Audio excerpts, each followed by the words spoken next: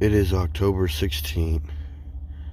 Sorry, I was pretty sick the last few days, so I know I'm missing some videos here, but this is October 16th, and I'm at a rest stop, resting my eyes in a minute. But you think you know what you're doing, and you got all this planned out, right? But it's like there's more steps, and nothing happens overnight. Nothing happens the next day. You're working, and stuff happens at work. You got new crew, trying to train them up, and when you got things in place, and then you go and after work, you're like, man, I'm exhausted. And then you're outside, more work, and things were just piling up. I thought I was going to get stuff started and start making progress, but I feel like I'm going backwards when I need to get forward. So things that I look at, I'm not trying to stress out about, but like, it's very stressful. I haven't got anything started yet. And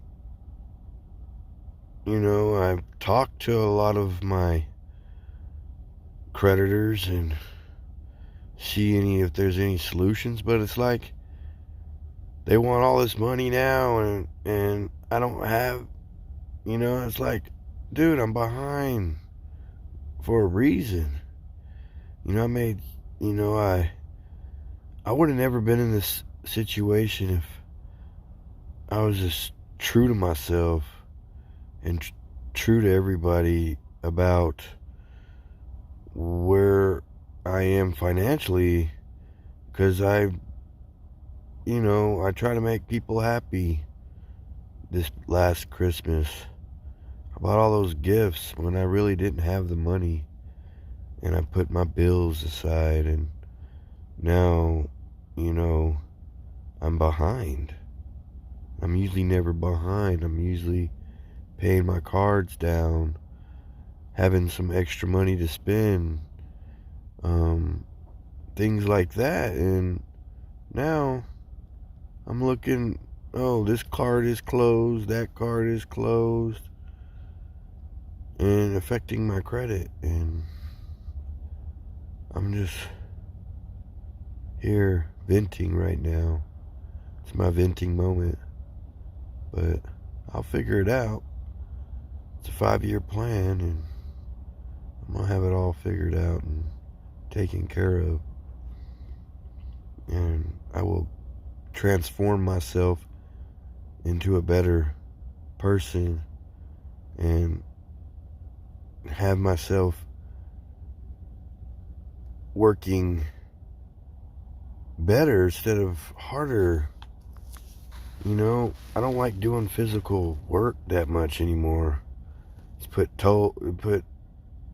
a toll on my body, because I'm not a person with all his hands or feet. I've been having problems with my feet since I left high school. I've been working on my feet for the past 20 years. My knees are not healthy. I've got a half foot and a high arc, and the other one is a low arc, and so I'm off balance. I need operations on my feet. They hurt really bad. You have to take bones out of my feet, because just to stand on my heels because I'm basically on my tippy toes, like when a girl wears high heels. That's me since I was little. I've never, and now since I've gotten way older, I'm enduring all that pain. And so, I went through this my whole childhood. I had to tough up. My mom taught me a lot. I was always made fun of. People made fun of me because I had little fingers, and they're like, how you write? Haha. People made fun. I didn't let it bother me. I just wrote. I did everything they do. That's what I learned. And when I had leukemia at age 10, back in '89, my parents were getting a divorce, and I had a lump on my neck, and during that time, I didn't know what it was, and it just kept growing and growing, and, when we were in Lubbock at the courthouse, in the chambers, I got into a seizure really bad, and I couldn't move, like I was paralyzed, and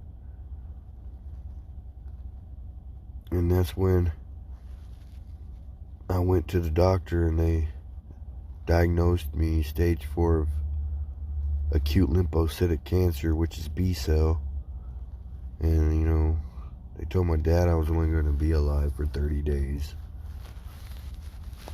But we got to fight this aggressively now. And, well, 30 days later, I'm still alive, and 20 years later, I'm still alive. So, yes, I'm a stage 4 cancer survivor. So, imagine the technology back in that time in '89. And I've changed a lot of the ways they do things because I've learned, I studied, and the new position I created to them to do spinal taps.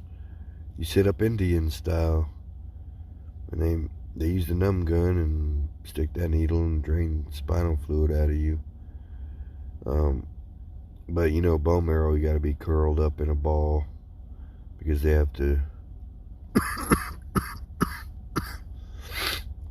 take tissue out of your bone and give you a transplant, bone marrow transplant. Yeah, I was made fun of when I went to school, and my hair was bald. I was bald, and they made fun of me, and I guess they didn't understand my situation, what I was going through. So I had to let them know what I was going through, and they all felt sad and everything. And I repeated 5th grade. I went to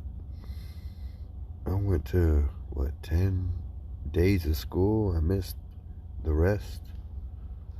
It was pretty tough, but I overcame all those odds. So if I can overcome those odds, I know I can overcome my financial odds. So I'm just letting y'all know that y'all, when y'all down and out, just go back to my story and use that as positivity of you going forward, because we all struggle, but if we just stay positive and believe in the Lord, all things can happen in a good way. So I'm not gonna feel sad anymore. I'm not gonna feel down and out when I know things will be great. I just gotta get to these next few years and see things go great. Well, I'm tired now. I need to get some hay because I gotta mow some lawns and make that extra money tomorrow. As you can see, I'm coughing up a storm here. But, alright guys, I apologize that I didn't make videos earlier, so I made this long 10-minute and a half video.